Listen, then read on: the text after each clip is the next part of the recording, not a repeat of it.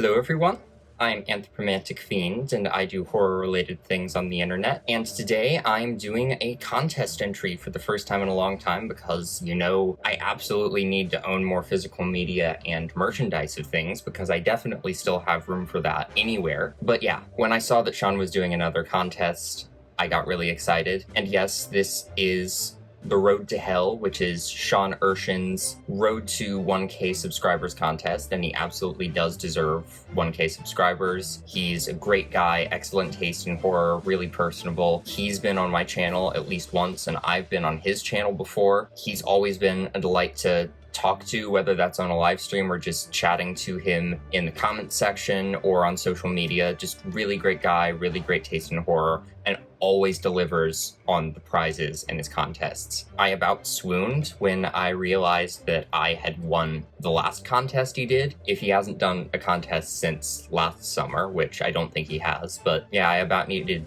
a fainting couch for that one because all of those prizes are amazing and I still cherish them. And then when I saw the prizes for this contest, I once again flipped out because they're all amazing. But I also just really liked the questions he was asking, and it was a great excuse for me to just gush about some stuff I love, so I wanted to answer the questions and do it in video form. So if you're not subscribed to Sean Erschen, he's trying to get to 1,000 subscribers, so obviously please go subscribe to him. I will link his channel up in the cards and possibly also in the description box. And please, comment under his Road to 1K subscribers video or make a video entry like this one and make sure he sees it so that you can possibly, get your foot in the door and get some of those amazing prizes, or all of them, as the case is, because they're all amazing. But without further ado, these are my answers to the 5 questions Sean is asking for his Road to 1K subscribers contest. Question 1 is, what movie, in your opinion, is the greatest slasher movie of all time? And there are a lot of answers to this question that I think are legitimate.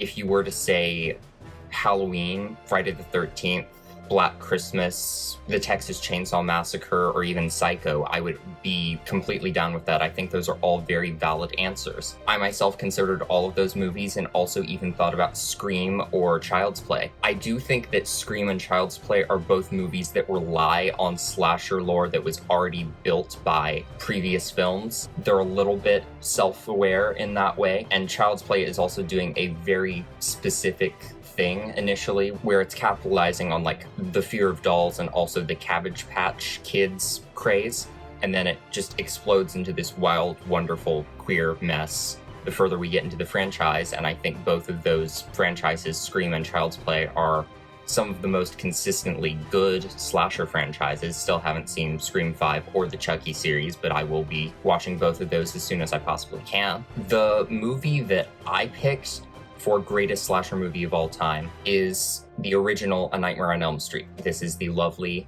box set that Tristan from Tristan Collects sent to me as a special addition to the prizes that I won in their last contest, and I did recently finish watching all of these. Freddy vs. Jason was cheesy as hell, but I loved it. But the original Nightmare on Elm Street is a story that has gotten under my skin before I had even watched the movie. I have distinct memories of being on a camping trip with my family and going to a nearby playground and playing with some kids that were also camping out there or just happened to be at that playground. And we were, playing pretend as kids do. And this kid was like, okay, I'm going to be the victim, you be Freddy Krueger. And I had never even seen Nightmare on Elm Street. I really didn't know quite what was happening. I had seen pictures of the burned up guy in horror books from the library and Halloween costume catalogs, and was always just a little bit freaked out by it and was kind of next thing, Universal Monsters, please. But he recited the 1-2 Freddy's Coming for You rhyme to me for the first time ever and really explained what the concept of A Nightmare on Elm Street was to me. And I remember going back to the tent that night. It was dark out in the middle of nowhere, and just hearing that rhyme in my head and just thinking about the concept of someone who can murder you in your dreams. Then years and years later, when I moved into the house I'm in currently for the first time, I caught the ending of the original Nightmare on Elm Street on TV, and it unnerved me. I recently once again went back and rewatched the whole film. I've watched this movie multiple times since first heard the name Freddy Krueger, and it still gets under my skin. Maybe not as much as before, but just the concept of a killer who can kill you in your dreams is really, really scary. And yes, I think there are other films that better exemplify what a slasher and sort of what the slasher archetype is. Friday the 13th is kind of that to a T. Halloween does it amazingly. Again, Texas Chainsaw, Black Christmas, Psycho, all amazing. Scream, Child's Play, kind of their own satirical animals, but still amazing. But this, I think, is an amazing slasher movie that also transcends the genre, because even outside the bounds of the slasher genre, like Wes Craven was inspired by this very real case of a kid who died in his sleep and thought something was trying to kill him in his dreams. And, people have had, nightmares and sleep paralysis and inner subconscious fears for forever. And the idea of something that can kill you in your dreams and the idea of, nightmares and internal horror is something that is completely universal and timeless, even if this is a movie that is very much of the 80s. And, Robert Englund is amazing. Heather Langenkamp is amazing. The whole cast of that movie is really good in its, 80s slasher way. And saying that feels disrespectful to 80s slashers, like I'm kind of looking down at them anyway, which I shouldn't, because a lot of them are really fucking awesome. But yeah, Nightmare on Elm Street has scared me since before I had even seen the movie and still continues to get under my skin, and I feel like that is something that is true of a lot of other people, and just what Freddy Krueger represents is something that's really timeless and wonderfully scary in any place or time. So A Nightmare on Elm Street, I think, is the greatest slasher film of all time, at least in my eyes. But again, those other movies I mentioned also completely deserve to hold that title. Question 2 is, what is your favorite murder mystery film? And I kind of hemmed and hawed about, do I want to do another slasher movie? I love the Scream films. Do I want to do a Giallo film? Do I want to do a Sherlock Holmes movie? Do I want to do Knives Out? But ultimately, the film that I landed on is one that kind of lands somewhere between horror and murder mystery that I don't think gets nearly enough love from anyone. And that is this movie, House of the Long Shadows. This movie came out in 1983, but feels like a 70s Hammer or Amicus movie. And that is very much because it was meant to be done in the style of a classic Universal or Hammer horror film. And it stars Vincent Price, Christopher Lee, Peter Cushing, and John Carradine, all in a film together and all legitimately interacting as characters. And then Desi Arnaz Jr. kind of in the middle of all of it being like, what the hell have I just stumbled into? And it also has that comedic edge where there's this more modern person who's stumbled into a classic horror movie, basically. But it is very much like an old dark house movie, and it's actually based on a really early stage play called Seven Keys to Baldpate that I've never seen before. But the chemistry between all of these stars is really good and really funny at times. Like, Peter Cushing was a Looney Tunes fan, and he's doing like Elmer Fudd voice for the most of this movie, and he's just like, Wadwick is still alive. And it's Vincent Price is amazing. One of my favorite Vincent Price lines, which is, please don't interrupt me whilst I am soliloquizing, comes from this movie. But it also is a pretty good murder mystery. Some people might consider it a cop-out given the sheer number of twists that happen in this, but just the over-the-top constant twists and turns that feel very melodramatic and gotcha feel very much in keeping with the kind of movie this is homaging and the kind of movie it is. And it's just a lot of really great actors doing their thing, some actually very legitimately suspenseful and scary scenes, and some, surprising gore that does actually, get under my skin, no pun intended. And yeah, great story, fun humor, dark scariness, and yeah, just a great film all around. But it's not a film that I see people talk about at all, even in regards to these actors, because I'm not sure a lot of people know to look for it or know where to find it. But Kino Lorber has an amazing Blu-ray of this movie, so if you can get a hold of this, it's got some, great commentary tracks by film historians and some neat special features and a great restoration of the movie. So highly, highly recommend House of the Long Shadows. It is probably my favorite murder mystery film. What is your favorite classic horror film? Is the third question. And this is a question that Sean left very open to interpretation, which is a struggle for me because, I like everything from the silent era to now. So how to categorize classic horror is a little bit of a struggle for me. And I have a Carmilla hyperfixation, so I was just like, I'm gonna talk about The Vampire Lovers again. That is a very recent favorite for me. It's still an absolute obsession. I just watched it this morning with film historian commentary and I'm obsessed. But that was also a very, modern paradigm shift for Hammer, even though it's a classic Gothic story. So I decided to limit myself to films that happened before the slasher era, I suppose. And you could make a case for Cabinet of Dr. Caligari being a slasher film if you really wanted to, but movies prior to 1960 is what I wanted to limit myself to. And ultimately, I'm kind of glad I did, because the movie I always cite as my favorite horror film of all time, even though I can't really pick a favorite, is the original 1922 F.W. Murnau Max Schreck Nosferatu. As much as I can gush about, Buffy the Vampire Slayer, Interview with the Vampire, Carmilla a lot, or any other iterations of Dracula or vampire stuff, I did watch, the Bela Lugosi Dracula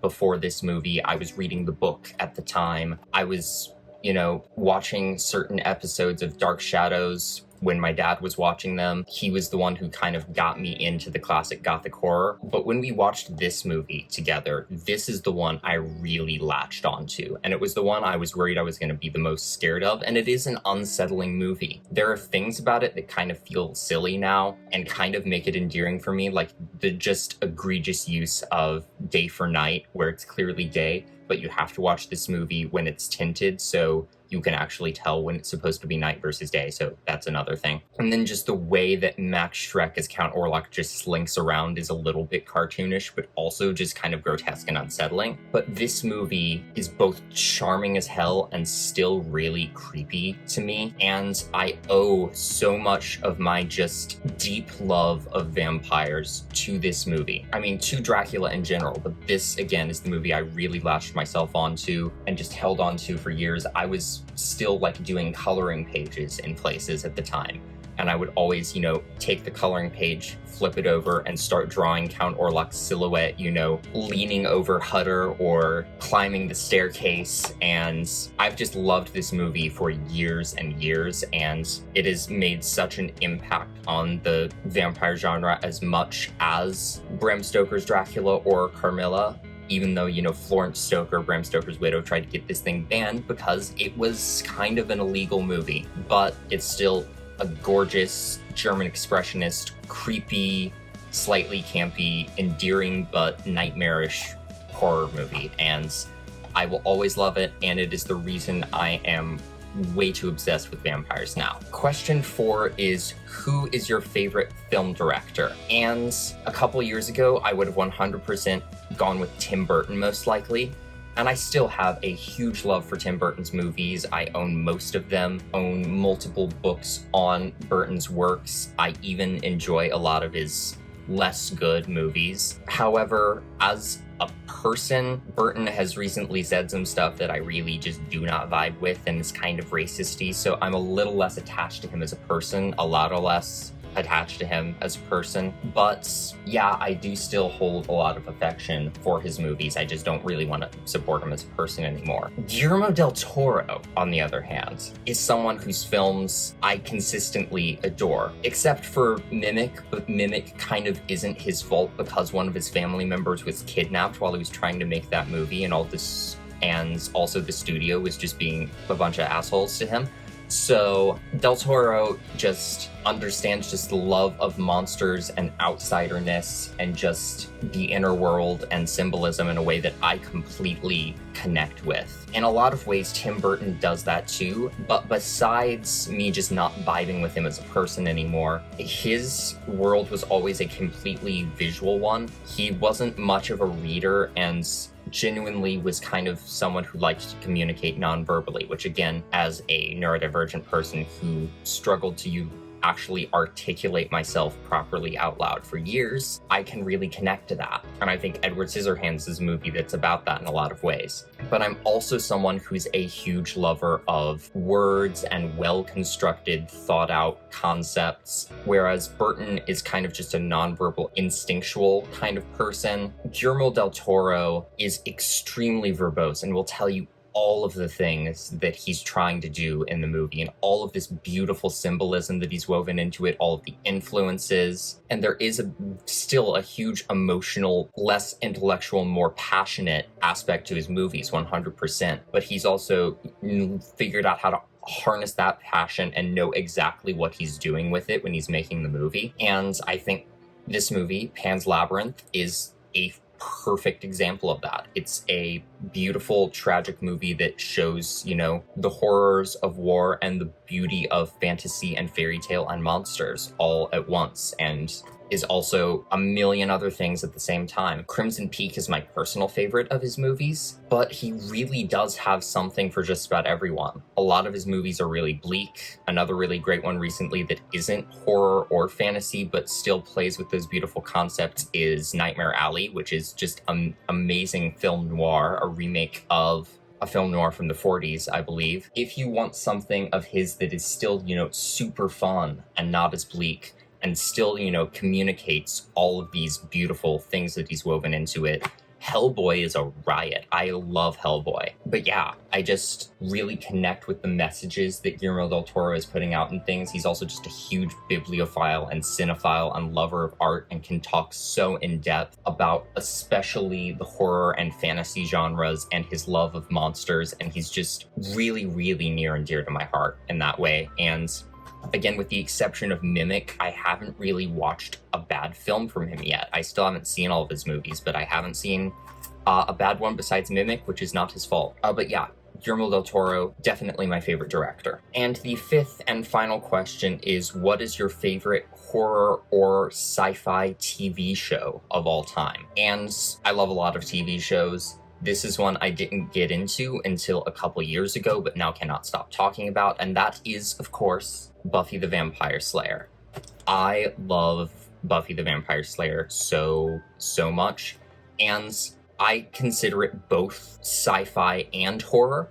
More horror than anything. It's more science fantasy in a lot of ways, but there are interdimensional portals opened up by science. There is evil robots and maybe aliens at some point, but really this does generally lean more into the horror and fantasy tropes, but it's also just whatever it wants to be at any given time. They decide they want to make flat out sword and sorcery fantasy, cool, go for it. They want to really lean into the teen drama of high school, but put some vampires in it, they can do that too. They want to do a musical, who boy do they ever do a musical, but all of it still ties together into one really big overarching story. I have my ups and downs with this series. I have my pet peeves with this series, one of whom is named Xander, another of whom is named Warren, and the biggest of whom is named Joss Whedon. But I finished watching this series last summer and I just fell in love with these characters, and I was working a really stressful, really kind of spontaneous hours summer job at the time, and this is the show that really helped me keep going through that really stressful time for me. And I just really latched onto the characters. And I was working at a burger restaurant at the time. I started watching season 6 not long after that, and Buffy got a job at the Double Meat Palace, and I was like, I feel your pain. But yeah, beautiful series. I really connect with so many of the characters. It's funny, it's scary, it's tragic, and it's uplifting. It's so many things all at once, but it's also just 100% its own entity, and I can't get enough of it. I've also watched the original Buffy movie that the show is based on, which I really enjoy. I finally finished all 5 seasons of the spin-off Angel, which is not as good, but still I liked quite a bit, and I'm about to start watching the motion comic of season 8 and start reading the actual comics because I'm obsessed. Buffy is very much my favorite horror, sci-fi, and fantasy, and a bunch of other things TV series. So those are my answers to all 5 of Sean's questions for this contest. Once again, please go check him out. I'll probably have him linked definitely up there, probably down there as well. And go enter his contest and subscribe to him because he's trying to get that support and get his name out there even more. That is my entry to Sean Ershen's 1K subscribers contest. Thank you for watching my video, and hopefully I will see you in another one. Bye!